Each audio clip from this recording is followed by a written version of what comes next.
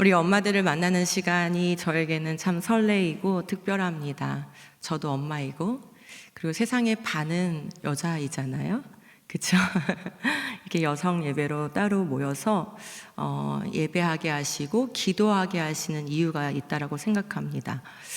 우리가 어떤 생각을 하고 어떤 기도를 하고 어떤 방향을 가지고 자녀들을 양육하느냐에 따라서 세상은 달라질 수 있습니다. 그래서 이 모임이 결코 작은 모임이 아니고 이 자리에서 드리는 우리의 기도가 결코 작은 기도가 아님을 먼저 말씀드리고 싶습니다. 오늘 근본적인 토대를 무너뜨리는 진화론 세계관이라는 제목으로 여러분과 말씀을 나눌 텐데요. 먼저 우리가 지금 서 있는 이 현 시점에 어떠한 일들이 벌어지고 있는가, 그 현실을 좀 직시할 필요가 있을 것 같습니다.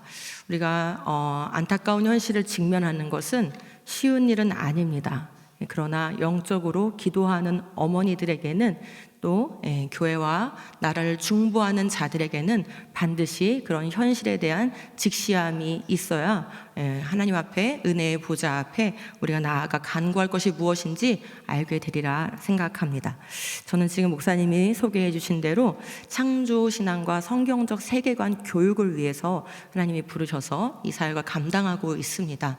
원래는 지구과학을 전공하고 지구과학 교사를 하고 있었는데 하나님이 특별한 부르심으로 부르셔서 미국에 가서 훈련을 받게 되었고, 또 이 교육하는 창조신앙을 어떻게 교육할 것인가, 이 부분에 대한 하나님께서 마음을 지속적으로 부어주셔서 교육 자료들을 개발하고 사역을 진행하고 있습니다. 따끈따끈한 책들이 나와 있으니까 또 살펴보시기를 바랍니다. 오늘 한 시간에 전달드릴 수 있는 내용이 매우 작기 때문에 공부를 해주실 것을 부탁드리고, 또 우리 어린아이들과 함께 볼 수 있도록 CTS와 함께 만든 창조와 진화에 관련된 12편의 영상이 유튜브에 올라와 있습니다. 아이들도 쉽게 이해할 수 있도록 제작이 되었으니까 꼭 자녀들과 손주들과 함께 보시면서 보고 나서 얘기도 해보시고 퀴즈도 한번 내서 한번 아이들과 질의응답도 해보시고 그렇게 해서 접근해 보시길 바랍니다. 도라노 바이블 칼리지를 통해서도 온라인 강좌 진행하고 있으니까 더 공부하시기 바랍니다.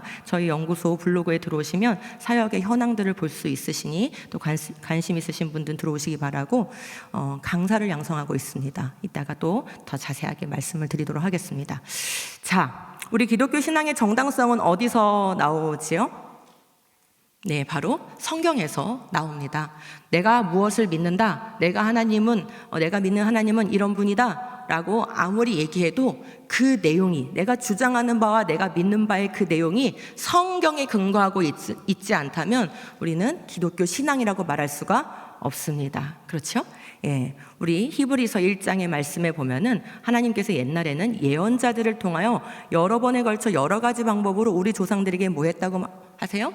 말씀하셨으나. 자, 그러면 이렇게 옛날에 예언자들을 통하여 여러 방식으로 말씀하신 것이 정리돼서 그것이 무엇이 되었습니까? 그게 바로 구약이 되었습니다. 근데 이 마지막 날에는 아들을 통하여, 하나님의 아들이 직접 성육신하셔서 우리에게 말씀하셨습니다. 그 말씀하신 것을 기록하고 그 말씀하신 것을 증언하여 그것이 무엇이 되었습니까? 신약이 되었습니다. 이렇게 우리는 완전하고 충족되는, 완결된 그런 성경을 가지고 있습니다. 66권의 성경이 바로 우리 믿음의 내용이고, 이 성경을 통해서 우리가 믿는 바를 정리한 것을 우리가 교리라고 얘기합니다. 만약에 이 성경이 없다면 우리는 예수 그리스도가 누구인지 알 수 없습니다. 예수님이 이 땅에 오셨을 때, 2000년 전 오셨을 때, 그때 한번 생각해 보시죠. 예수님이 오셔가지고 나 하나님의 아들이야 라고 얘기를 했는데 구약 성경이 없었다고 한번 해보죠.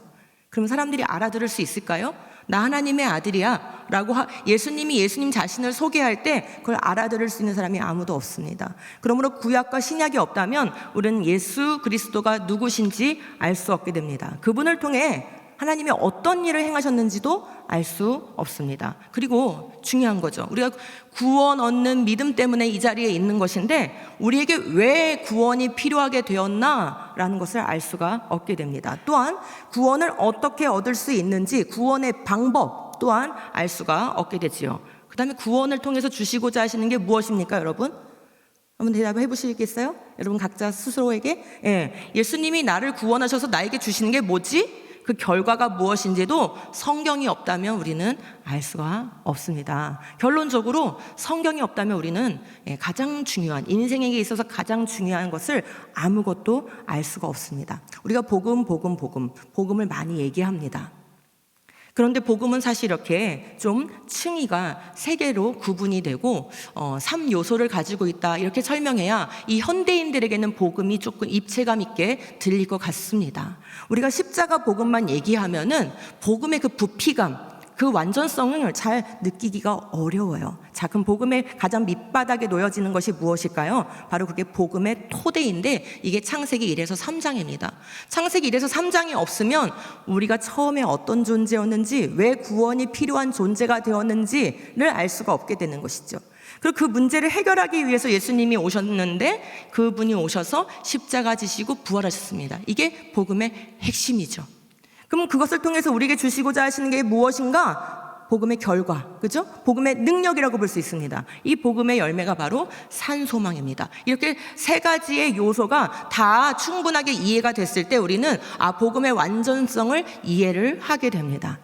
자, 그러면 여러분이 생각했을 때 이 복음의 3요소 중에 이 시대에 가장 공격받는 부위가 어디라고 생각하십니까? 예수님이 십자가 지시고 부활하셨다는 것을 또 요즘은 또 부활을 또 공격하는 사람들이 많이 일어나고 있더라고요. 우리가 문을 열어줘서 그렇습니다. 문을 열어주면 아무나 들어올 수 있어요. 그죠? 지금 창조 부분이 오랫동안 공격을 받아왔습니다. 이 복음의 토대가 되는 부분을 오랫동안 세상이, 그리고 교회 안에서, 그리고 신학교 안에서 공격을 해왔습니다. 마치 창조가 역사적 사실이 아닌 것 마냥, 신화나 전설인 것 마냥 이렇게 공격을 해왔습니다. 이렇게 그 공격의 문을 열어주고 혹시 하나님이 진화의 방법으로 창조하신 거 아니야? 하면서 성경 해석에 진화론 같은 성경과 전혀 어울리지 않는 이런 사상들을 끌어들이고 이렇게 문을 열어주니까 이제는 십자가의 구원과 그 부활까지도 마구 공격해 되는 그런 시대가 되었습니다.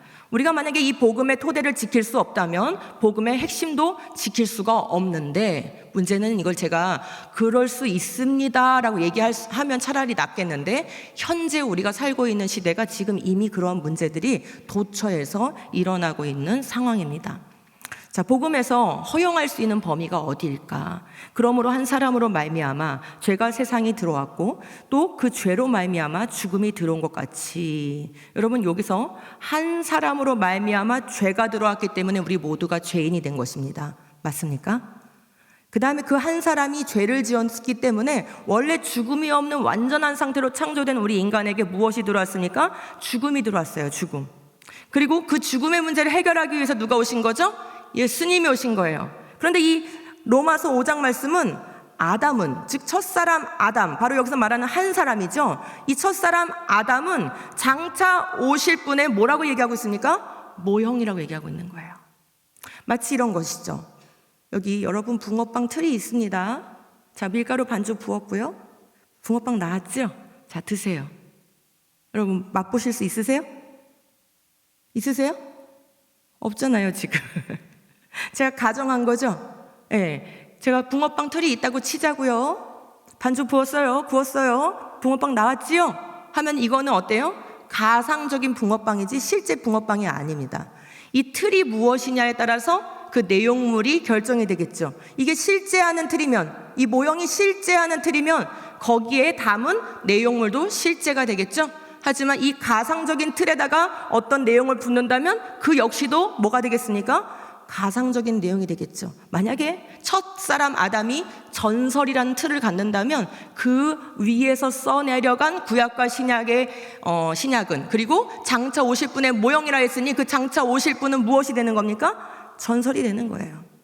신화면 신화가 되는 거예요. 역사적 사실이면 당연히 역사적 사실이 되는 거예요. 성경은 우리에게 복음을 이렇게 철저하게 첫사람 아담과 둘째 아담으로 오신 예수님을 연관시킨 구조 속에서 설명하고 있습니다. 그래서 우리가 만약에 창세기가 없다면 영원한 해결책이 무엇인지, 그것이 왜 필요하고, 그죠? 무엇인지 알 수가 없게 되는 것입니다. 그러므로 우리가 복음을 믿는다, 복음을 지킨다라고 했을 때, 또 복음을 전한다라고 했을 때 마태복음, 요한복음만 생각하시면 안 되고 항상 무엇을 같이 생각해야 되는 걸까요?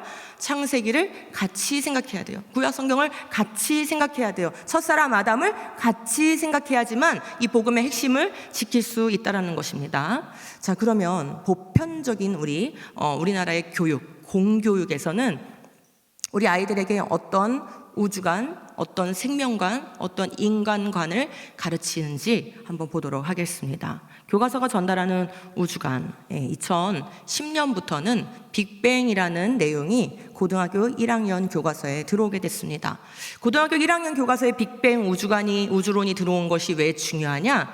우리나라에는 1학년부터 10학년까지의 교육과정을 국민공통기본교육과정이라고 부릅니다. 무슨 뜻이에요?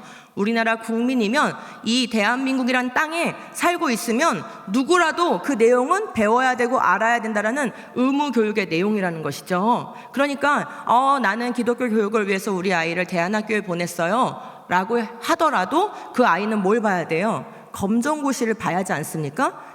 고등학교 1학년 과목은 검정고시 과목이기 때문에 우리나라 국민이면 그 누구도 피해갈 수 없는 교육입니다. 그래서 1학년부터 고1까지의 교육과정을 뭘 가르치냐는 매우 중요한 것이죠.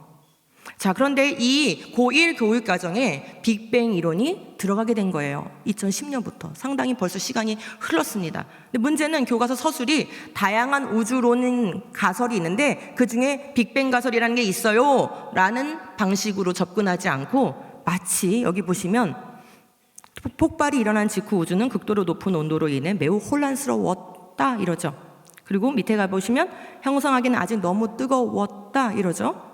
마치 뭐라고 얘기하는 것 같습니까? 38만 년이 지났을 때 최초의 3분 동안 마련되었던 양성자, 중성자, 전자, 수소, 헬륨 이렇게 얘기하면서 원자가 생겨나기 시작하였다.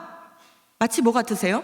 옆에서 누가 지켜본 관찰 일지를 읊는 것 같죠? 이렇게 실제 일어난 사건으로 이걸 다루고 있기 때문에 이 교과서를 배우는 아이들은 빅뱅은 당연히 검증된 과학적 사실이고 다 경험적으로 확인된 것이라는 그런 잠정적 결론을 가질 수밖에 없게끔 서술이 되어 있습니다.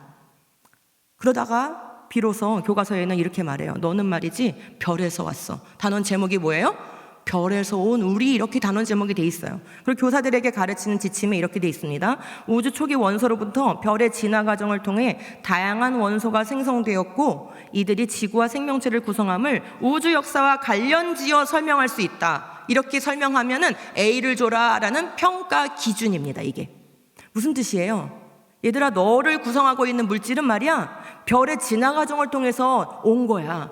그 별의 진화 과정을 통해서 뿜어낸 그 별가스와 먼지가 뭉쳐져서 지구가 됐고 거기에서 화학 반응을 통해서 생명체가 나왔고 수십억 년의 진화 과정을 통해서 너가 나왔기 때문에 너는 별에서 온 거야 라고 이해하고 설명하라는 얘기입니다. 즉 과학교과서는 단지 우주에 대해서 우리가 이러한 연구를 하고 있어요 라는 이론을 소개하는 것에서 넘어가서 너라는 정체성, 인간이라는 정체성이 과연 무엇인가를 정확하게 건드리는 그런 내용으로 아이들에게 우주관을 심어주고 있다 이 말입니다. 그 다음에 생명관을 한번 보겠습니다.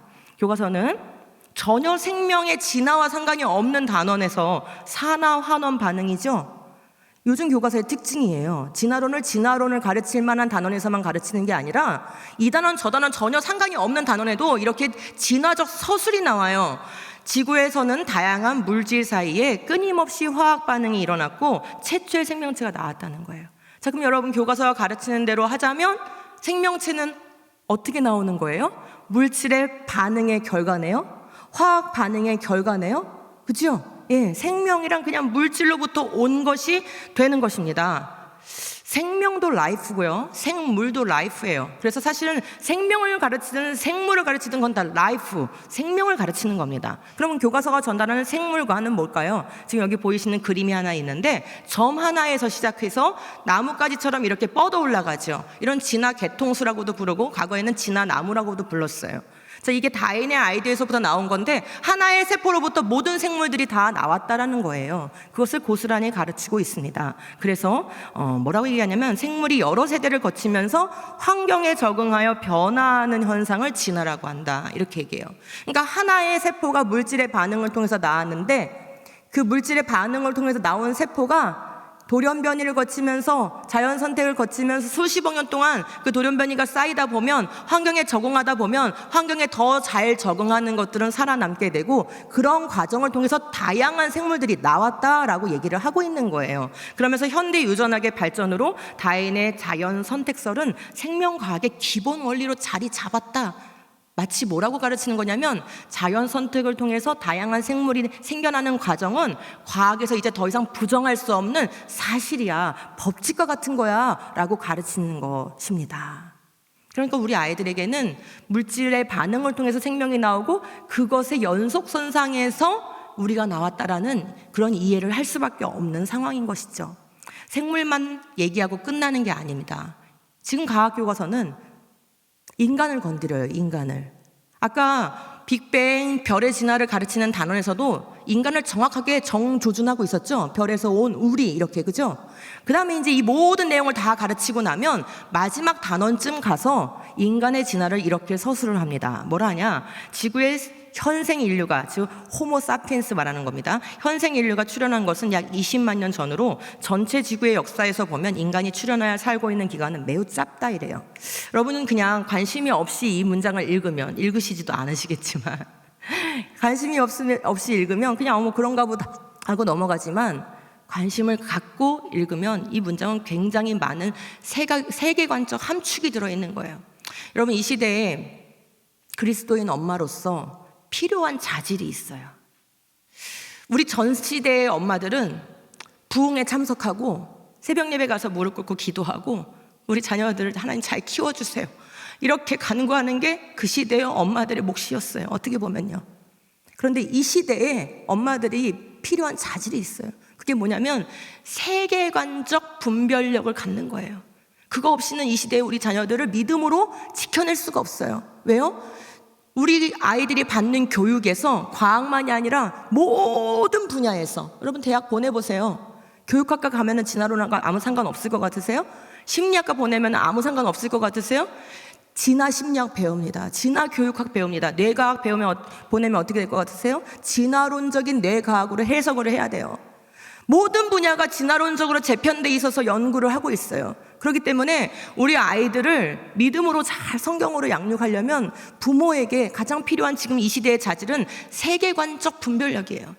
이 말 한마디에도, 지금 읽으신 이 문장 한마디에도 굉장한 함축이 들어있는 거예요. 그게 뭐냐면 우주 빅뱅 역사가 138억 년이라는 긴 시간인데 인간은 고작 20만 년 전에 나온 거야. 그러니 인간이 이 우주 역사에, 지구 역사에, 자연 역사에 미친 영향은 지극히 작아. 여기서 한 걸음 더 나가면 뭐라고 얘기하는 줄 아세요? 차라리 인간이 없는 게 나아. 인간이 없으면 오염도 안 시킬 거고 지구가 망가지도 않을 거고 오히려 생물들이 멸종도 하지 않을 거야. 인간 때문에 자꾸 생물들이 멸종 위기를 겪는 거 보니까 차라리 인간종이 없어지는 게 더 나아. 이러면서 비건주의 같은 게 나오는 거예요. 여러분 그냥 채소 먹으면 좋다고 하니까 그냥 그렇게 생각하셨나요? 다 그 뒤에 이런 세계관적 함축이 들어있는 거예요. 그래서 인간을 일찍이 생각하는 별먼지라고 일컬었던 사람이 바로 이 칼 세이건이라는 사람인데, 칼 세이건 보이시나요? 예. 이분 1980년대에 미국의 모든 TV에 나와가지고 진화론을 설파한 사람이에요. 얼굴이 좀 잘생겼잖아요. 그러니까 TV에 계속 출연하면서 우리는 별먼지, 생각하는 별먼지에 불과합니다. 지구는 하찮은 행성에 불과합니다. 우리는 그냥 우연히 이 땅에 태어난 존재입니다. 이런 진화론적 세계관을 전 세계에다 대고 설파했던 사람이고, 저는 기억이 나요. 초등학교 5학년 때 제가 아빠가 서점에 데려가가지고 이 코스모스란 책이 번역돼서 한국에도 출판돼 있었는데 이 책을 사주시면서 그래도 이 정도 책은 읽어야지 하면서 저에게 사주셨던 기억이 나요. 1980년대에 바로 진화론 세계관을 전 세계에 유포했던 사람 중에 한 명인데, 바로 좀 아까 우리가 읽은 그 교과서의 문장이 바로 이 사람의 생각이었어요. 이 사람이 한 말이에요. 인간은 138억 년 우주 역사에서 12월 31일 10시 30분에 나타났다는 거예요.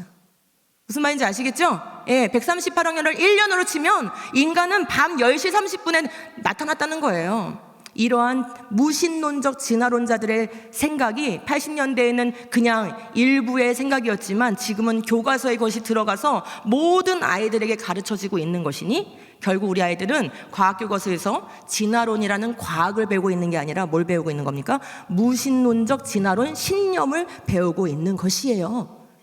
이렇게 유치원 때부터 대학까지 20여 년 동안 이런 무신론적 진화론 신념을 끊임없이 배우면 그건 지식 체계를 넘어서서 원래 지식이란 그렇습니다. 반복해서 배우고 그것이 내면화되면 신념이 되게 되어 있어요. 여러분, 신념이 된 것은 잘 고쳐지지가 않아요.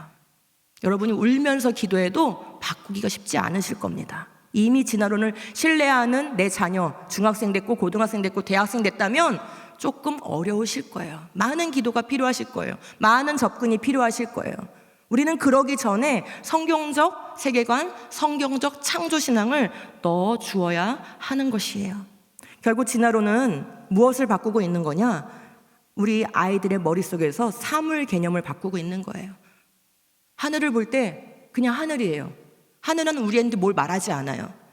뭐가 하늘에 대해서 말하는 거예요? 우리의 마음이. 우리가 어떤 마음으로 하늘을 보느냐, 어떤 관점으로 하늘을 보느냐에 따라서 그 하늘에 대한 해석은 달라지는 거예요. 지구에 있는 돌이 우리에게 말을 겁니까? 지구에 있는 꽃이 우리에게 말을 겁니까? 아니에요. 그것들을 우리가 어떤 관점으로 해석해내느냐의 문제고, 특별히 현재의 것들은 우리가 검증하고 경험으로 이것을 확인할 수가 있지만 먼 과거에 있었던 일은 검증을 할 수 없고 관찰할 수가 없기 때문에 더더욱 관점이 확실하게 영향을 많이 주는 거예요. 그래서 관점이 한번 장착이 되면 그 관점대로 해석을 할 수밖에 없는데, 바로 우리 아이들에게 진화론 교육은 진화론적 사물 개념으로 이 세계를 해석하도록 교육을 하고 있다라는 것입니다. 그럼 진화론적 관점이 사고의 틀이 되면 어떤 일이 벌어지는 걸까요? 이제 제가 나열하는 것들이 사실이 돼요. 창조를 시작한 성경 역사는 거짓이 되겠죠. 진화가 사실이니까. 6일 동안 하나님이 창조하셨습니까? 138억 년 전에 빅뱅이 일어났습니까? 아이들은 6일 동안 창조한 것을 사실로 믿을 수가 없게 되는 거예요.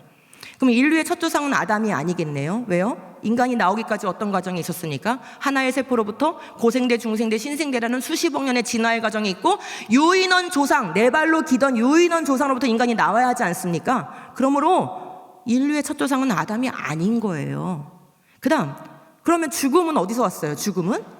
아니, 고생대, 중생대, 신생대를 거치면서 수없이 많은 죽음과 멸종이 이미 있었던 거예요. 인간이라는 것이 진화돼서 나오기 전에 이미 죽음이 굉장히 많았던 거예요. 그러므로 죽음은 첫사람 아담의 범죄 때문에 들어온 게 아니기 때문에 죄와 죽음은 아무 상관이 없으며 죽음은 자연현상일 뿐입니다. 여러분 근처에 있는 20대, 30대들에게 죽음이 뭐라고 생각해? 라고 한번 물어보시기 바랍니다. 요즘 젊은이들은 그냥 딱 두 글자로 말합니다. 죽음은 소멸이에요 라고 대답을 하는 사람들이 대부분입니다.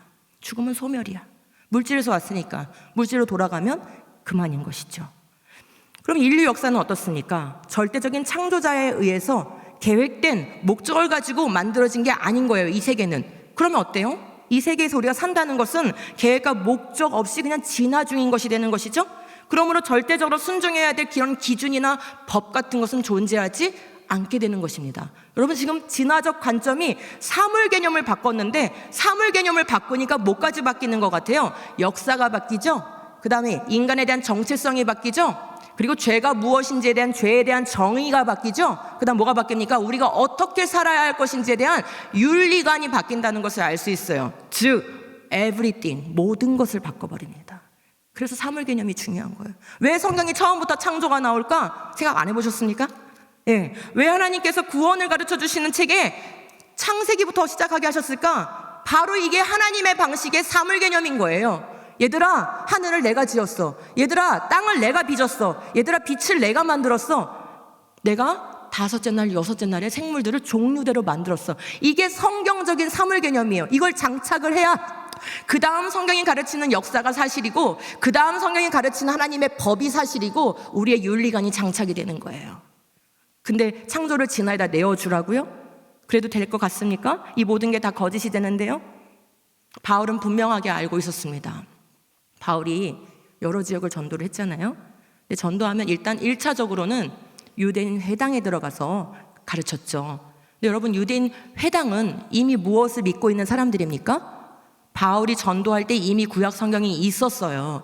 그러므로 유대인 회당에 모여있는 사람들은 구약 성경을 믿는 사람들이 모여있는 거예요. 그러니 창조를 다시 가르칠 필요가 없어서 예수 그리스도의 십자가와 부활부터 정확하게 가르치면 됐어요.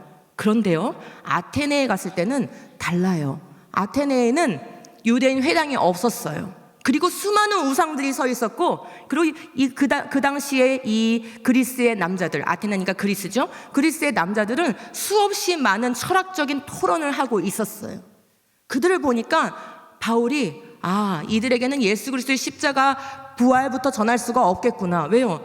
예수님을 가르치러 오면 예수님이 누군데, 그러면 하나님의 아들이야, 그러면 하나님의 아들이 누군데, 이럴 거 아닙니까? 그래서 처음부터 다시 얘기하는 거예요. 사도행전 17장에 이렇게 나와요. 우주와 그 안에 있는 모든 것을 창조하신 하나님께서는, 이게 성경이 가르치는 사물 개념이에요.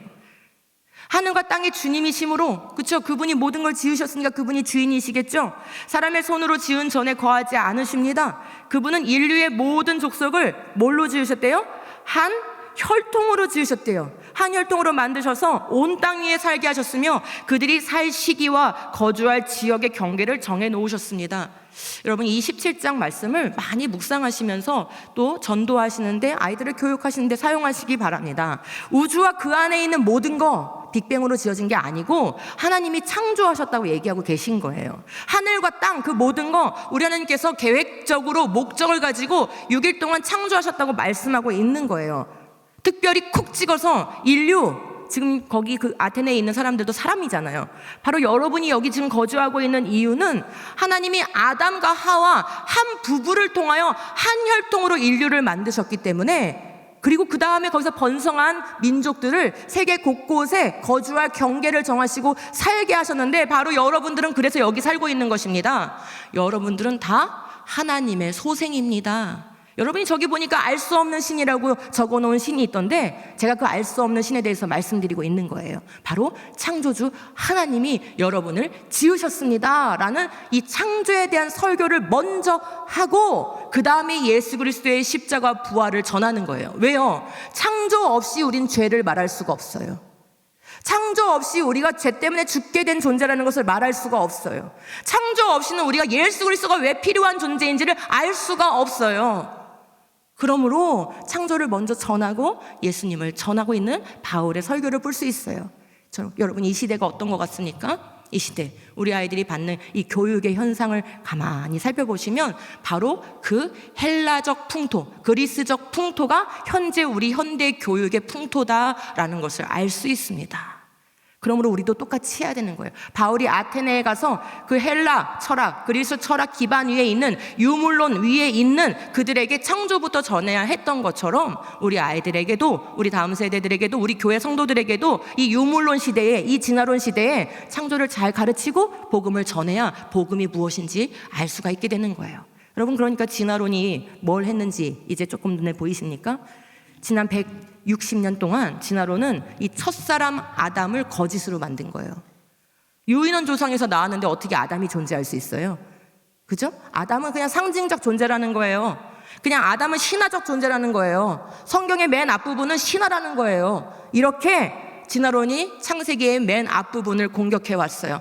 그러니까 어떻게 됩니까? 첫째 아담이 누군지를 알 수가 없게 됐으니, 둘째 아담으로 오신 예수님이 왜 오셨으며 무엇을 하려고 오셨는지 알 수가 없게 만든 것이죠. 그래서 첫사람 아담을 거짓으로 만드는 일, 그것이 바로 진화론이 해온 일이고 지금도 하고 있는 일입니다. 그럼 역사적인 아담, 이걸 우리가 역사적 아담, 조금 더 말하면 실제적 아담, 이렇게 얘기합니다. 꼭 그렇게 불러야 돼? 라고 생각할 수 있어요. 그냥 아담이면 아담이지, 역사적 아담은 뭐고 또 실제적 아담은 뭐야? 네, 그렇습니다. 이 시대 우리 엄마들에게 필요한 자질이라고 말씀드렸죠? 누군가가 이상한 말을 하면 신화적 존재, 상징적 존재, 설화적 존재야, 아담은 그런 존재야 라고 말하면 여러분들이 또 그런가? 이렇게 생각하시면 곤란해요. 아니야, 아담은 역사적으로 실제한 실존 인물이야 라고 여러분 말할 수 있어야 되는 거예요. 지금 이 시대에 필요한 그런 자질이에요, 그게. 자, 그러면 이것을 제거하니까 어떤 일이 벌어지는지 한번 말씀드려 볼게요. 그냥 이런 분들은 하나님 차라리 안 믿는다고 얘기하면 좋을 텐데, 굳이 또 자기들은 기독교인이라고 하면서 하나님 믿는데요. 그러면서 진화론을 믿는 거예요. 이런 분들을 유신 진화론자라고 하죠. 또 진화 창조론자라고도 얘기해요. 그건 자기들이 지은 말입니다. 자, 어쨌거나 만약 진화론이 사실이라면, 벌써 시작부터가 이렇죠? 진화론이 사실이라면, 그죠? 그러면 창세기 기록의 역사적 사실성에 의문을 가지게 되겠지요? 동시에 두 개가 같이 맞을 수는 없는 거예요. 그럼 뭐가 사실이 아니겠어요? 실존 인물 아담은 사실이 아닌 거예요. 그러니까 첫사람 아담에 대한 의문은 바로 둘째 아담 예수 그리스도에 대한 의문으로 넘어가요. 만약 예수님이 인간의 원죄를 극복하기 위해서 죽으신 것이 아니라면 이러죠? 왜요? 아담이 실존 인물이 아니니까 아담이 선악과 따먹은 그 범죄 행위도 실제 사건이 아닌 게 되는 거예요. 그로 인해서 죽음이 들어온 것도 실제 사건이 아닌 게 되는 거예요. 그러니 그것을 해결하기 위해서, 그 죽음을 대신 치르기 위해서 오신 예수님도 그걸 위해서 온 게 아닌 것 같은데? 라고 질문을 하는 거예요. 그럼 예수님은 왜 죽으셔야 됐지?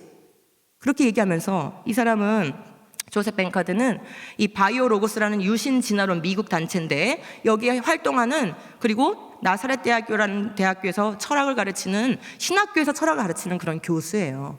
그러면서 이렇게 얘기하는 거예요. 자기가 알려주겠다는 거예요. 예수님이 왜 몸을 가지고 이 세상에 오셨는지 자기 나름대로의 해석을 알려주겠다는 거예요. 성육신의 이유가 무엇이란 말인가? 예수님은 우리에게 완전한 인간이 어떤 존재이며 진정 어떻게 살아야 하는지를 보여주시기 위해 살과 뼈를 가지고 성육신하신 것이다. 제 말을 듣지 않으시고 이 말만 딱 들었다면 그럴 수도 있지, 예수님이 완전한 인간 모델이 되기 위해서 오신 거 아니야? 라고 또 홀라당 이렇게 생각하실 수도 있는데, 제 얘기를 듣고 보니 왜 이런 접근을 하는지 아시겠죠? 그냥 예수님은 윤리적 존재로 온 거예요. 어떻게 사는 것이 인간이 가장 아름답게 사는 것인지 보여주려고 왔다, 이 말인 것이죠. 여러분 그렇습니까? 예수님이 우리에게 윤리적 모델이 되기 위해서 오셨습니까?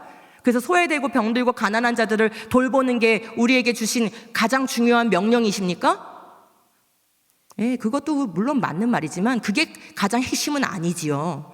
자, 이렇게 말해요. 위에서 설명한 자신의 관점은 역사적 아담과 이브 또는 원죄에 대한 전통적 관점을 요구하지 않으며, 이런 말도 굉장히 교묘한 거예요. 성경이 가르치는 기록되어 있는 그대로를 관점이라고 표현하고 있어요. 왜? 자기 관점을 하나의 관점으로 끼워 넣기 위해서 그런 것이죠. 그러면서 자기의 관점은 진화론과 양립이 가능하다는 거예요. 하는 말이 그 다음 추가적으로 나의 속죄에 대한 관점은 뭐래요? 그리스도의 죽음이 하나님의 계획이 아니었다, 이렇게 얘기해요. 이 정도 발언을 하면 뭐라고 해야 될 것 같아요? 우리가 이단이네, 기독교 아니네 라고 규정해야 되는 거 아닙니까? 그런데 오늘날은 이상해요. 이런 발언을 해도 정상적인 교단에서 이 사람 지금 이단전 주장을 하니까 경계하십시오, 멀리하십시오 이렇게 경고를 해줘야 되는데 그런 일을 안 하고 있어요. 뭐 때문에 그런 거예요? 진화론 때문에 그러는 거예요. 진화론 때문에. 혹시라도 진화론이 맞을까 봐 두려워 벌벌 떨고 있는 거예요. 우리나라는 예외가 아닙니다. 몇 년 전까지만 해도 저건 미국의 사례였어요. 그런데 지금 우리나라가 더 심합니다. 여러분 CBS에서 하는 잘자법이라고 아세요? 수십만 회를 찍죠. 영상 조회수가 꽤 높습니다. 근데 여기서 끊임없이 등장시키는 출연자들이 뭐냐면 유신 진화론자들이에요. 기독교 방송 맞습니까? 여기서 이렇게 말해요. 자연은 하나님의 작품이고 성서는 하나님의 말씀이래요. 그러더니 뭐래요? 하지만 모순이 있는 것처럼 보일 때는 뭘 따르래요? 자연을 따르래요. 자연을. 이 말을 곱씹어보면 무슨 뜻이에요? 자연은 정직한데 하나님의 말씀은 정직하지 않을 수 있다. 자연은 모든 것을 명확하게 알려주는데 하나님의 말씀은 명확하지 않을 수 있다. 자연은 분명한데 하나님의 말씀은 분명하지 않을 수 있다. 이런 뜻을 함축하고 있는 거예요. 이게 성경이 말하는 계시관, 성경관 맞습니까? 아니에요. 기독교는 이런 성경관을 배척해야 맞습니다. 그런데 기독교 방송에서 계속 수년째 이런 사람들을 출연시켜서 얘기하니 저에게 제보가 와요. 모 학교인데, 모 대학인데 체프를 하는데 유신 진화론자들을 계속 게스트로 모셔서 우리 그 체프를 듣는 대학생들한테 설교를 듣게 한다는 거예요. 여러분 그 학교만 그런 게 아니에요. 지금 체프를 드리는 대학교, 그나마 체프를 안 드리는 학교보다 낫다라고 생각하실 수 있는데, 그죠? 근데 체프를 드리는 대학교에도 이런 사람들이 자꾸 와가지고 우리 아이들 이제 20살, 21살 그렇게 우리가 애지중지 신앙으로 잘 키워가지고 대학 보내놨더니 가서 그런 설교 듣고 앉아있는 것이죠. 안타까운 현실입니다. 또 유튜브에 벌써 한 7, 8년, 8, 9년 된 것 같아요. 유신 진화론자들이 수백 편의 영상을 띄워놓고 우리 젊은이들과 우리 아이들이 교회에서는 창조를 배웠는데 학교에서는 계속 진화론을 배우니까 이런 진화와 창조 사이에서 갈등하고 있을 때 이런 영상들이 뜨면 한번 들어볼까 하고 들어갈 수 있게끔 그렇게 만들어놨어요. 지금 여러 영상이 있는데 그중에 몇 개만 제가 지금 보여드리는 거예요. 지금 오른쪽 맨 위에 보시면 하나님이 뭐 할 수도 있대요? 진화의 방법으로 창조할 수도 있다라고 얘기하고 있어요. 수십억 년에 걸쳐서 단순한 것부터 만들고 그 다음에 좀 있다가 척추동물 만들고 좀 있다가 포유류 만들고 이런 식으로 진화의 단계를 거치면서 창조하셨을 수도 있어. 그걸 진화적 창조론이라고 그래. 이런 설명을 해주는 거예요. 그럼 아이들은 듣다가 하나님이 그렇게 하실 수도 있구나. 그러면 진화도 맞고 창조도 맞는 거구나. 이렇게 이해하기가 쉽지요. 이런 혼란을 지금 시키고 있습니다. 또한 진화론을 믿는 자들이기 때문에 이들은 외계인이 있을까라고 질문하지 않아요. 진화론자들은요, 지구에서 생명체가 물질의 반응을 통해서 나타날 수 있었다면 다른 저기 외계 행성에서도 물질의 반응을 통해 생명체가 나타날 수 있다라고 그냥 당연히 믿어요, 그거를. 그리고 어떤 행성에서는 인간보다도 더 발달된 지적 생명체가 있을 수 있다라는 것을 아예 그냥 믿어요. 그러므로 외계인이 있을까라고 묻지 않고 뭐라고 하냐면 외계인에게도 그리스도가 필요한가가 제목이에요. 경악스러운 제목입니다. 무슨 뜻입니까? 저기 다른 행성에도 지적 생명체가 산다면 그들도 죄를 지었겠네. 근데 우리 하나님은 사랑이 많으시고 은혜로우신 분이니까 그 행성에도 아들 예수님을 보내줬겠네. 그러면서 하는 말이 그걸 다수성육신설이라고 한다고 이렇게 그림을 그려놨어요. 망측하죠. 망측해. 그러나 하나님의 말씀은 이러한 예수 그리스도께서 우리를 위해서 하신 단 한 번의 이 영원한 이 구원에 대하여 이미 하나님의 말씀은 명확하게 가르치고 있습니다. 그리스도께서 그 몸을 여러 번 바치셔야 하였다면 그는 창세 이래로 여러 번 고난을 받아야 하셨을 것입니다. 그러나 이제 그는 자기를 희생제물로 드려서 죄를 없이 하기 위하여 언제요? 시대의 종말에 단 한 번 나타나셨습니다 라고 명확하게 가르치고 있어요. 그러니 앞서 제가 보여드린 이런 유신 진화론자들, 진화론도 믿고 하나님도 믿는다라는 이런 이상한 주장을 하는 사람들은 성경을 모르는 사람들이에요. 그리고 거듭난다는 게 무엇인지를 정말 모르는 사람들이에요. 복음이 진짜 무엇인지를 모르는 사람들이에요. 그런데 우리 아이들은 학교에서 진화론을 워낙 많이 배우다 보니 저렇게도 생각할 수 있겠구나. 그리고 그게 좀 더 세련돼 보이기도 하고 거기 출연하는 사람들이 박사고 교수고 이러니까 지적인 사람들은 저렇게 생각하는구나. 나도 그렇게 생각하는 게 이 시대의 지성인이겠네 라고 생각할 수 있다는 것이죠. 우리가 미리미리 이것들을 교육을 해야 합니다. 그러려면 어때야 돼요? 진화가 과학적 사실이 아니라는 것을 디테일하게 가르칠 수 있어야 돼요. 그냥 창조가 맞아. 얘들아 6일 동안 창조하셨어. 그것만으로는 절대 이런 세상에서 지킬 수가 없습니다. 왜 창조가 맞는지, 왜 진화가 잘못된 것인지 말해줄 수 있어야 돼요. 그것들을 교육할 수 있는 콘텐츠가 필요합니다. 그리고 우리가 믿는 복음이 무엇인지를 명확하게 이 창조신앙에 연결해서 가르쳐야 하는 것이죠. 자, 진화론이 해온 일 또 뭡니까? 예수님이 우리를 위해서 하신 그 일이 바로 어때요? 비웃음거리가 되게 만들고 있어요. 다수성육신이라는 걸 생각해 보세요. 그 자체가 희화하죠. 예수님이 이 우주 역사에 단 한 번 이 지구에 오셔서 영원히 효력이 있는 희생제물로 십자가에 달려 돌아가셨어요. 그리고 거기서 끝난 게 아니에요. 예수님 우리에게 약속하셨어요. 내가 너희가 본 대로 다시 오겠다라고 말씀하셨어요. 그리고 그때는 뭐가 되는 겁니까? 역사가 끝나고 우주적 종말이 일어나는 거예요. 그럼 다수성육신설을 주장하는 그들은 도대체 저 행성에도 가면은 또 종말이 일어나고 저 행성에도 가면 또 우주가 또 종말합니까? 그죠? 말이 되지 않는 이런 주장을 함으로써 우리 예수님께서, 우리 하나님께서 영원한 계획을 가지고 이루신 이 구원의 역사를 매우 희화하고 그리고 훼손시킨다라는 것을 알 수 있습니다.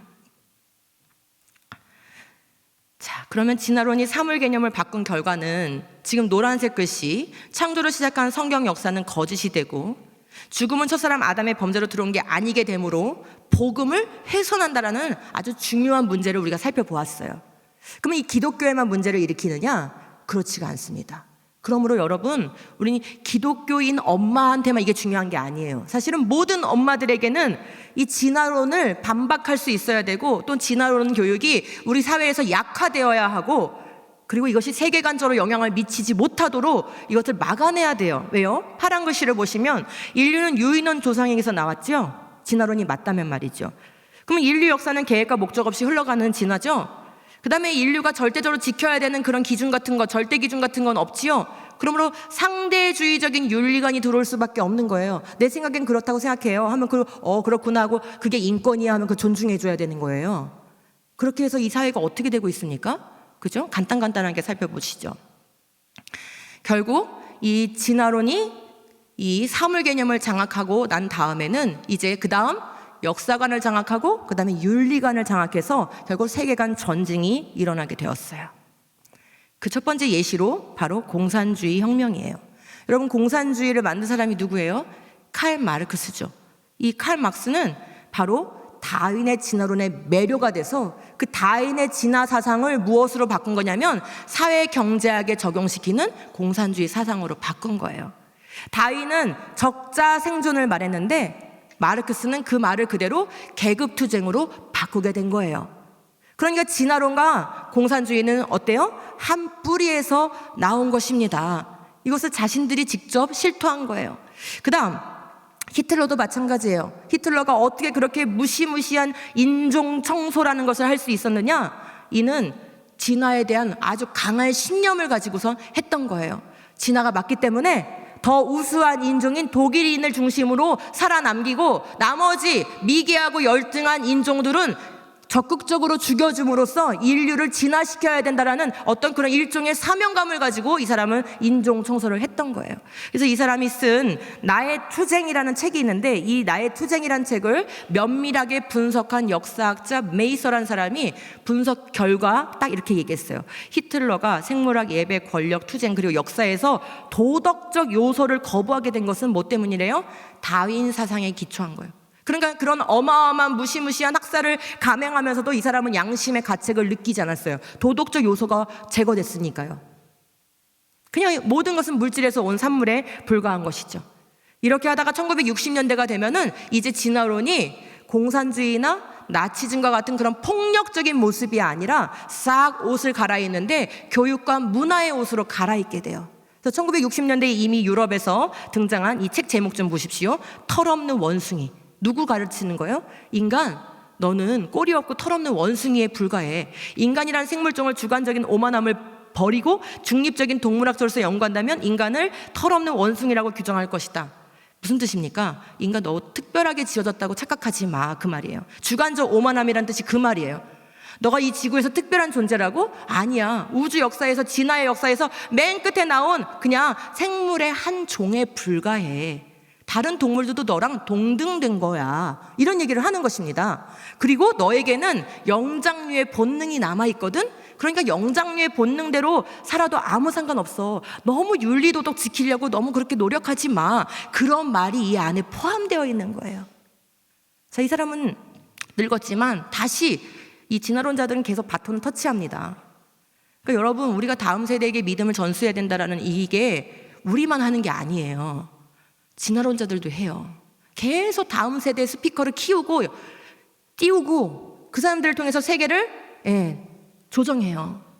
유발 하라리가 지금 이 시대의 진화론 스피커예요. 그가 책만 내면 그냥 전 세계 베스트셀러가 되죠? 누가 그 책을 그렇게 많이 읽는지 저는 잘 모르겠어요. 과거에는 스티븐 호킹이 책만 내면 전 세계 베스트셀러가 되더라고요. 전 천체 물리학을 전공했지만 천체 물리학 전공한 저로도 그 책 읽는 게 그렇게 뭐 편안하지 않아요. 그런데 누가 그 책을 그렇게 많이 읽습니까? 저는 의문이에요. 왜 그런 책들이 늘 세계 베스트셀러가 되는지. 유발 하라리 책도 마찬가지입니다. 이 사람이 뭐라고 얘기했는지 볼까요?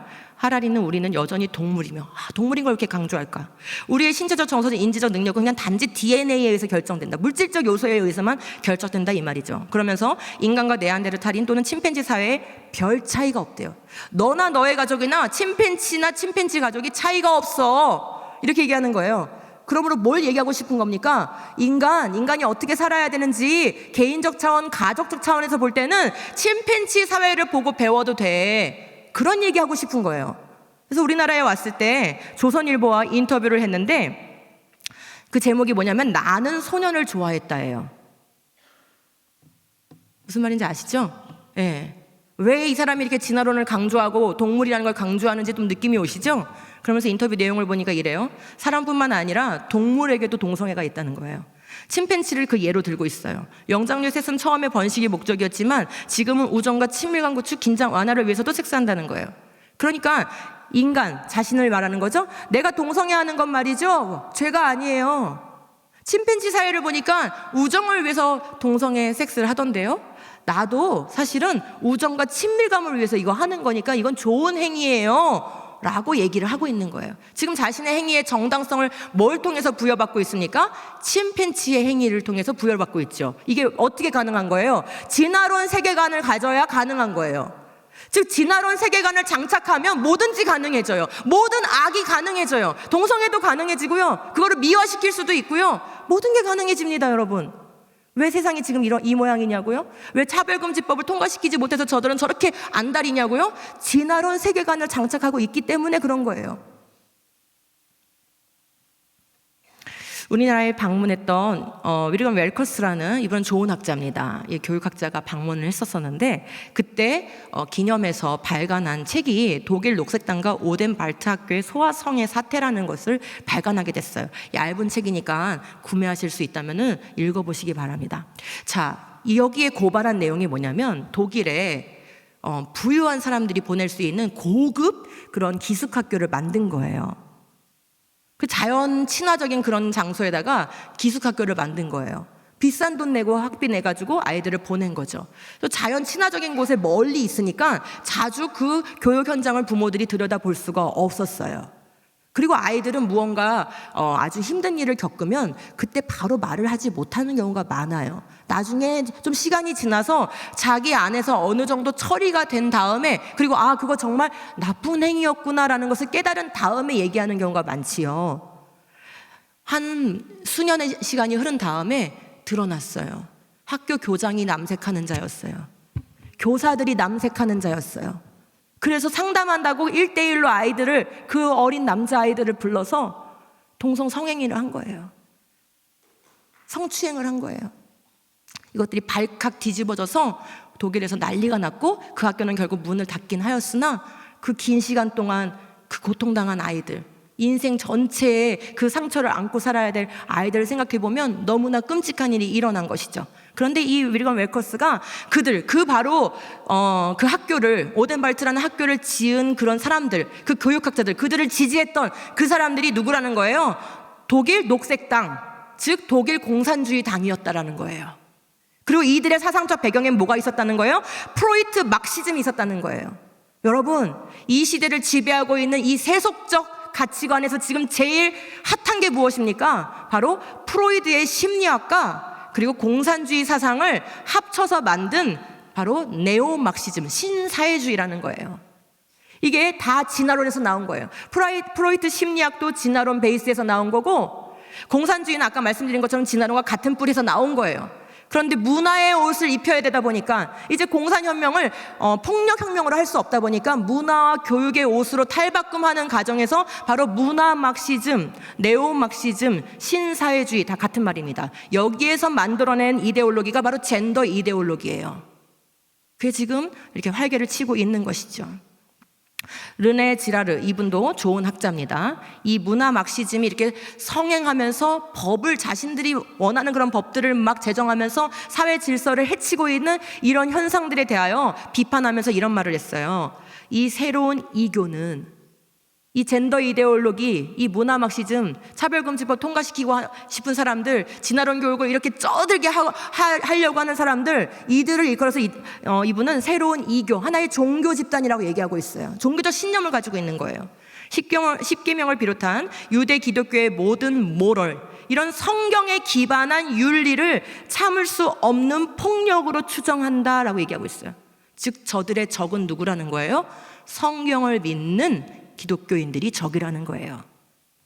이 새로운 이교는 무한한 욕망을 만족시키는 것, 즉 성을 해방하는 것, 이 만족을 가로막는, 성 해방을 가로막는 것, 성 절제를 얘기하고 성을 좀 억제하는 것, 이런 것들을 없애는 것을 행복이라고 규정을 하고 있다는 거예요. 그러므로 이들은 어떻게 합니까? 한 남자와 한 여자가 결합해서 가정을 이루어야 돼. 남자와 남자가 결혼하면 안 돼. 여자와 여자 결혼하면 안 돼. 혼전 순결을 지켜야 돼. 이런 말을 우리가 하면 이들은 뭐라고 간주한다는 거예요? 폭력, 언어 폭력하지 마세요. 그리고 폭력이니까 법으로 제정해가지고 벌금 매길 거예요. 처벌할 거예요. 이렇게 접근을 하고 있는 것이에요. 그러나 여러분, 진리는 바뀌지 않습니다. 세상에 악이 이렇게 성할지라도 진리 더욱 강하다. 좀 아까 우리 찬양 불렀죠. 그죠? 예. 진리는 변하지 않아요. 이 언웨인이라는 인류학자가 꽤 오래전에 연구를 했어요. 사실 처음에 연구할 때는 성해방을 두둔하고 싶은 그런 마음도 있었어요.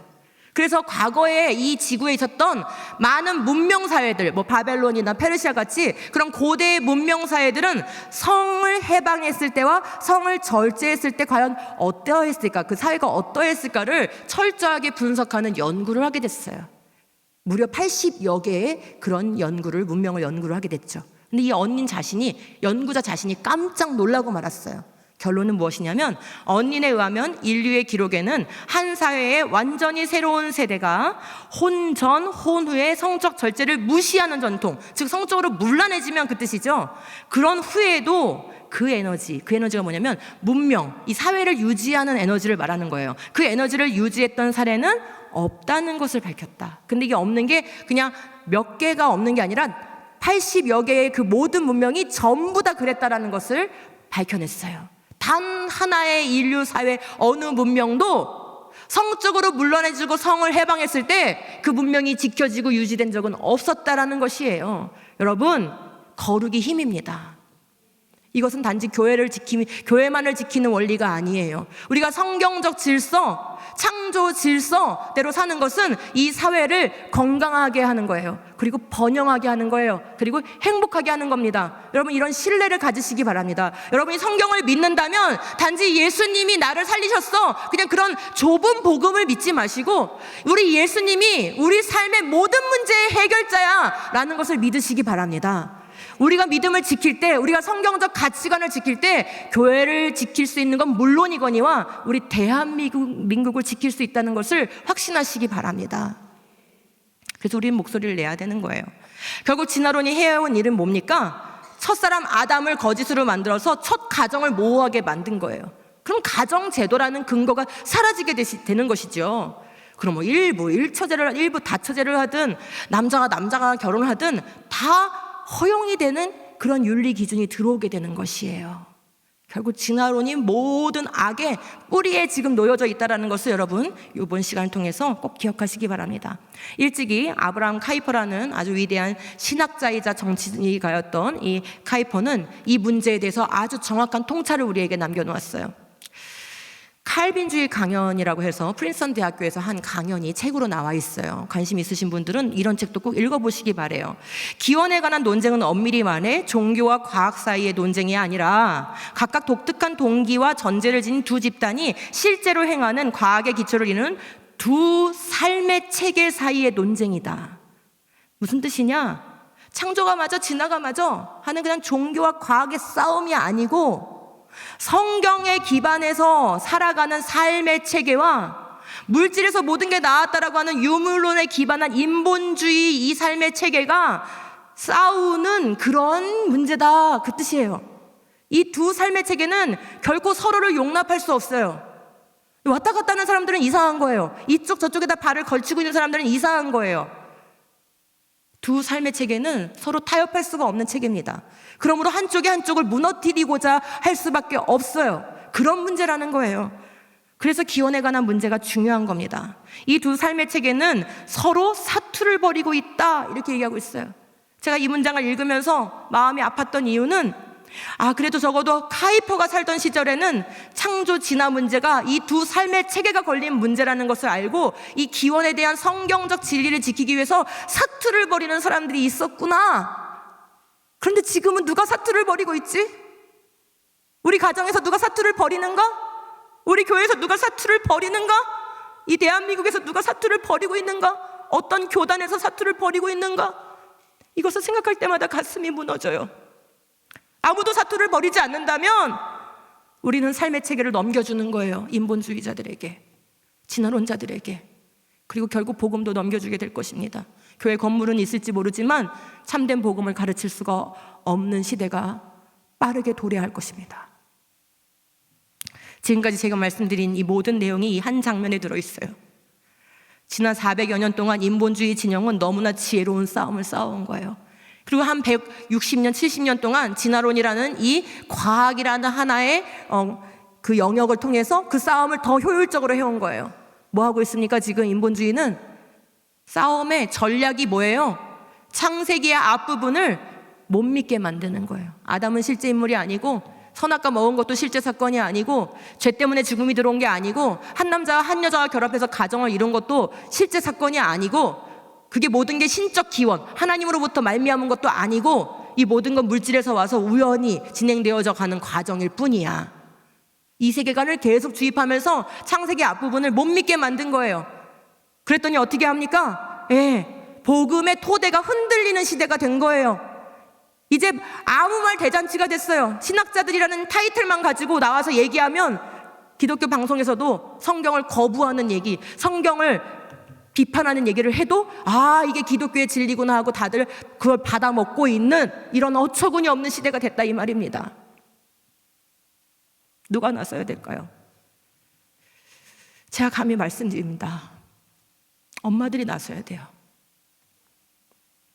이 말을 드리는 게 참 마음이 어렵습니다. 그동안 한국교회를 위해서 많이 중보기도를 해왔고, 목사님들을 위한 중보기도도 많이 해왔어요.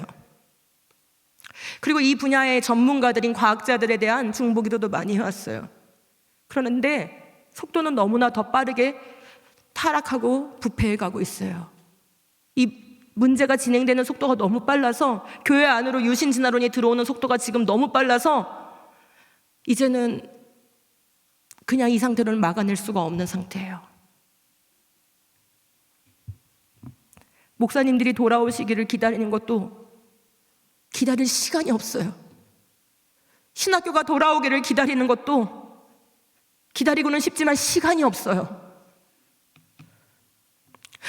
여러분, 엄마들이 일어나야 돼요. 엄마들이 목소리를 내야 돼요. 우리에겐 다 남편이 있잖아요. 우리에겐 다 우리 자녀들이 있지 않습니까? 손주들이 있지 않습니까? 우리에게 맡겨주신 거기 그 영역에서라도 목소리를 내셔야 돼요. 우리의 교회 안에서 목소리를 내셔야 돼요. 교과서 문제가 불거질 때 피곤하지만 엄마들이 목소리를 내주셔야 돼요. 우리가 가진 힘이라는 건 다수의 힘이 있지 않습니까? 설사 우리가 그 분야의 전문가가 아니더라도 우리는 우리 자녀에 대해 어떤 교육을 받아야 되는지에 대한 주장할 권리가 있어요. 내 배 아파서 낳았잖아요. 그들이 낳은 거 아니잖아요. 내 아이들의 머릿속에 어떤 내용을 심어야 하는 것인가에 대한 주장할 권리가 있다고요. 엄마의 권리죠. 우리가 나서야 돼요. 그렇지 않으면 교회가 희망이 없어요. 한국이 희망이 없는 지경에까지 이르렀습니다. 이렇게 진화론 위에서 수많은 악한 열매들이 이제 다 맺어져서 우린 지금 그걸 보고 깜짝깜짝 놀래고 있잖아요. 그죠? 근데 지금 그것이 문제지만 그 열매들이 어디서 생겼다는 거예요? 이 진화론 세계관에서부터 올라와서 끊임없이 악한 열매들이 계속 맺어지고 있다는 거예요. 그리고 이제는 뭐 하고 있어요? 교회 안에서, 신학교 안에서 자기 기반을 허물고 있는 저 어처구니 없는 대포 쏘는 사람 보세요. 자기 기반에다 포를 쏘고 있잖아요. 이제 무너지는 건 시간 문제인 거예요. 전략으로 싸워야 됩니다. 내 백성이 지식이 없음을 망하는도다. 여러분, 이 지식이 중국어인가요? 영어인가요? 수학인가요? 여러분, 우리가 망하는 것은 하나님 아는 지식이 없어서 망하는 거예요. 내가 지식을 버렸으니 나도 너를 버려 내 제사장이 되지 못하게 할 것이요, 내가 내 하나님의 율법을 잊었으니 나도 내 자녀들을 잊어버리리라. 아이들이 교회를 떠나는 게 아니고요, 하나님이 우리 아이들을 잊어버리고 있는 거예요. 우리가 하나님의 말씀대로 아이들을 키우지 않아서, 우리가 여호와를 경외하는 지식으로 교회를 세우지 않아서 하나님이 잊어버리고 계신 거라고요. 이 사실 앞에 우리가 좀 가슴을 찢었으면 좋겠습니다. 기독교 신앙의 파괴된 기초를 다시 세워야 할 때예요. 우리가 한다고 노력하고 열심으로 헌신하고 교회를 섬겨오고 기도하고 다 합니다. 그러나 그러는 가운데 악이 너무 번성해서 우리가 대처해야 될 것들을 제대로 대처하지 못함으로 인해서 이제 많이 힘든 상황이 되었어요. 이 파괴된 기초를 세우는 교육에 우리 엄마들이 나서야 되고 교회들이 나서야 돼요. 뭐가 파괴되었을까요? 바로 진짜 역사가 없어진 거예요. 창세기 1에서 11장, 이 창세기 앞부분이 이 우주의 시작, 생명의 시작, 인간의 시작, 가정의 시작, 그리고 죄의 시작을 알려주는 진짜 역사, 실제 역사인데 이거를 진화론이 걷어치워버린 거예요. 그리고 진화론 세계관을 그 자리를 장착시켜버린 거예요. 그러고 나면 역사관, 윤리관 다 빼앗기고 복음도 변질되는 거 아까 보셨죠? 십자가가 왜 있어야 되는지 모른대잖아요. 그렇게 되는 것이에요. 그러므로 창세기 1에서 11장 바로 이 창조 신앙과 성경적 세계관이 농축되어 있는 곳인데 바로 이것을 실제 역사 사건으로 바르게 가르쳐야 되고 이 복음의 토대를 잘 놓아서 실제 복음에 연결을 해줘야 되는 거예요. 어떻게 해야 되는가? 구체적인 방안이 있어야 되겠지요? 예, 성경은 그것도 알려줘요. 아이들, 청소년, 아비들 이걸 3세대라고 얘기를 하고 있는데 요한일서에 보면 아이들아 내가 너에게 쓴 것은 너희가 아버지를 알았으며 아비들아 내가 너희에게 쓴 것은 너희가 태초부터 계신 이를 알았으며 청년들아 내가 너희에게 쓴 것은 너희가 강하고 하나님의 말씀이 너희 안에 거하시며 너희가 흉악한 자를 이겼음이라. 이렇게 교육 원리를 말해주고 있어요. 신앙교육을 이렇게 하라는 거예요. 아비들이 먼저 태초부터 계신 이를 알아야 된다는 거예요. 그러면 아이들이 그 창조주 하나님을 아버지로 고백할 수 있게 된다는 거예요. 그렇게 우리가 하나님의 말씀을 태초부터 계신 이를 하나님의 말씀에 근거해서 따박따박 차분차분 잘 가르쳐낼 때 그 아이들은 어느 정도 성장하면 청년들이 되었을 때 어떻게 된다는 거예요? 예, 하나님의 말씀이 그들 안에 거해가지고 흉악한 세대를, 흉악한 자를 이기는 세대가 된다는 겁니다. 얼마나 감사한 말씀입니까? 여러분, 아기 낳아서 한 15년, 16년만 열심히 키우면 이들은 흉악한 자를 이기는 강한 청년들이 될 수 있습니다. 그거 못 참습니까? 그거 못 견딥니까? 할 수 있어요. 할 수 있어요. 혹시 그 시간을 놓치셨습니까? 그래도 할 수 있어요. 우리 하나님은 우리에게 늦은 비를 주시겠다고 약속을 하셨어요. 그래서 이 3세대의 교육 과정을 하셔야 돼요. 아비들도 태초부터 계신 일을 배워야 돼요. 본인들이 배운 게 없기 때문에 가르칠 수가 없는 거예요. 왜 창조신앙 교육이 안 되냐? 엄마 아빠가 배운 적이 없거든요. 그렇죠? 아이들은 그래서 배워서 가르쳐야 돼요. 그리고 청년들은 청년들의 수준에 맞게 또 가르쳐야 돼요. 이렇게 3세대 교육과정을 교회가 같이 시행해야만 이 문제를 해결할 수 있습니다. 이 무너진 토대를 다시 일으킬 수가 있어요. 그러면 우리는 이 세대를 이기는 강한 세대에 만들어낼 수 있습니다. 그래서 초등 이 어린 아이들에게 창조신앙을 가르치는 프로그램을 만들게 된 거예요. 하나님이 저에게 명령하신 게 바로 이거였어서 3세대 교육과정을 만들어라 라고 말씀하셔서 그렇게 해왔어요. 그리고 지금 많은 교회에서 이 어린이들이 창조신앙 캠프를 이렇게 하고 있어요. 리얼 오리진, 진짜 시작. 리얼 오리진, 이름 좋죠? 진짜 시작을 가르치는 캠프예요. 이렇게 하고 있어요. 그 다음에 이제 다음 두 번째 세대가 뭐예요? 청소년들이죠. 이 청소년들에게 맞는 또 리얼 히스토리, 진짜 역사.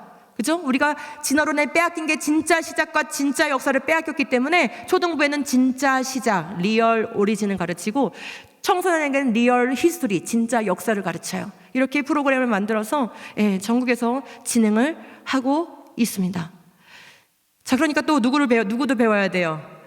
청장년, 엄마 아빠 세대가 배워야 되겠죠? 이 어른 세대를 위한 프로그램도 만들어서 Y 창조 스터디북이라고 하여서 이렇게 6개의 강의로 이 내용들을 살필 수 있도록 이렇게 공부 과정을 만들어 놨어요. 이렇게 집회들도 하고 있고 여러분들이 또 어디서든지 공부하실 수 있도록 제가 그냥 무료 강의를 유튜브에 올려놔서 한 강의를 3개로 나누어서 1-1, 1-2, 1-3 이렇게 해서 쭉 지금 연재로 올리고 있어요. 여러분 이제 없어서 못한다는 말은 못하실 거예요. 공부하시기 바랍니다.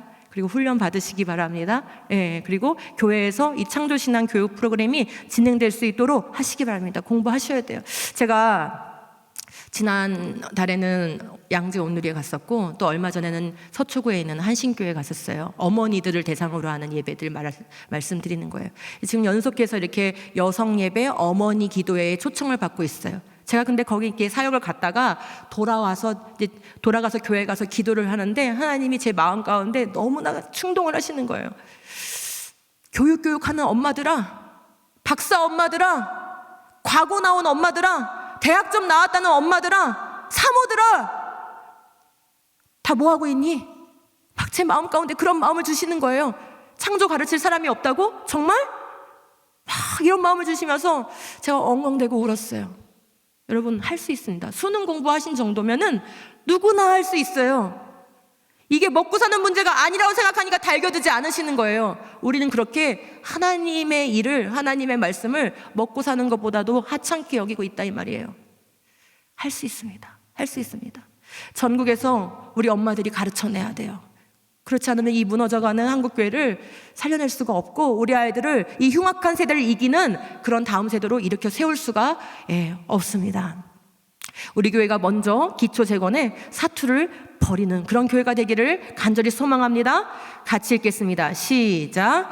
그러므로 우리가 여호와를 알자. 힘써 여호와를 알자. 그의 나타나심은 새벽빛같이 어김없나니 비와 같이 땅을 적시는 늦은 비와 같이 우리에게 임하시리라 하니라. 여러분, 우리가 여호와를 알기를 힘쓰기 원합니다. 그럴 때 설사 우리가 조금 지금 놓쳤지만 이른 비의 은혜는 좀 놓쳤는지 모르겠지만 하나님이 지금 약속하시잖아요. 늦은 비의 은혜를 다시 줄게. 너희가 일어나면, 너희가 나를 알기를 힘쓰면, 내 말씀대로 너희 자녀들을 교육하기를 힘쓰면 내가 늦은 비의 은혜를 줄게 라고 약속하십니다. 이 말씀이 놓쳐지지 않기를 바랍니다. 이 기회를 놓치지 않기를 바랍니다. 우리 온누리 교회부터 이 일들이 강력하게 시작되어지기를 간절히 소망합니다. 한번 이렇게 주먹 딱 쥐시고 앞에 있는 우리 이 구호 한번 외치고 마치도록 하겠습니다. 시작. 성경적 창조신앙 교육은 다음 세대가 악한 시대를 이기는 출발점이다. 아멘. 이 출발점부터 잘 놓게 되기를 간절히 소망합니다.